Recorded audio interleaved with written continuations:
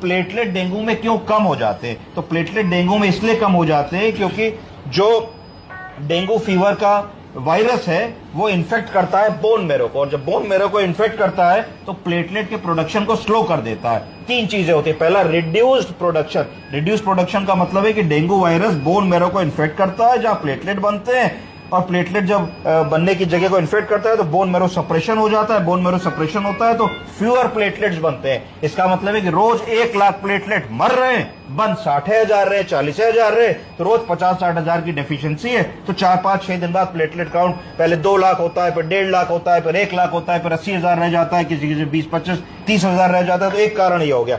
दूसरा कारण increased destruction. इसका क्या मतलब है कि जब पर्सन को डेंगू का इंफेक्शन आया तो पर्सन का इम्यून सिस्टम एक्टिव हुआ।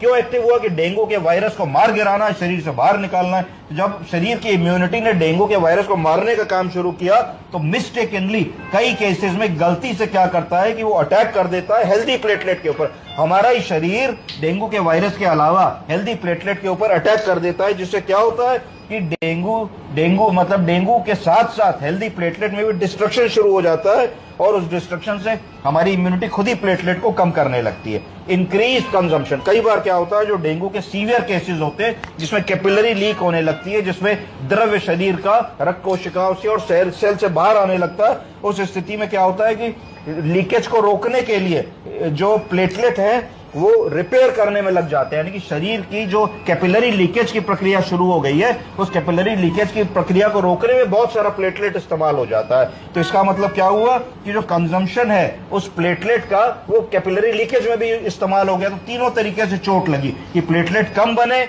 कंजम्पशन हमारा बढ़ गया, और इंक्रीज्ड डिस्ट्रक्शन हो गया। तो तीनों चीजें डेंगू में मिला करके थ्रोम्बोसाइटोपिनिया होता है, जिसका मतलब प्लेटलेट काउंट बहुत कम हो जाता है। आजकल प्रायः 25-30 हजार तक अगर प्लेटलेट काउंट है तो नहीं चढ़ाते हैं, वॉच करते हैं कहीं से कोई ब्लीडिंग वगैरह तो नहीं हो रही है। अगर उससे कम होता है तो हमारे पास 2 ऑप्शन होते हैं कि एसडीपी सिंगल डोनर प्लेटलेट चढ़ावे या आरडीपी रैंडम डोनर प्लेटलेट चढ़ावे। फर्क क्या होता है? आरडीपी में एक डोनर से 1 आरडीपी मिलता है। एक आरडीपी में लगभग ऐसा समझा जाता है कि 5 से 7 हजार प्लेटलेट तक बढ़ सकते हैं, और हर आरडीपी के लिए एक डोनर की आवश्यकता पड़ती है। एसडीपी को सिंगल डोनर प्लेटलेट कहते हैं। उसमें एक ही व्यक्ति का, जिसका ग्रुप सेम होता है, उसके एक शरीर के अंग से ब्लड लेते हैं, ब्लड वेसल से वो एक मशीन में जाता है, मशीन उससे सिर्फ प्लेटलेट निकालती है, और बाकी प्लेटलेट निकले हुए ब्लड को वापस दूसरे अंग से शरीर में वेसल से अंदर चला जाता है। तो कोई वॉल्यूम लॉस नहीं होता। इसलिए अगर ऐसे केसेस में सिंगल डोनर प्लेटलेट प्रेफर किया जाता है। समझ गए आप लोग?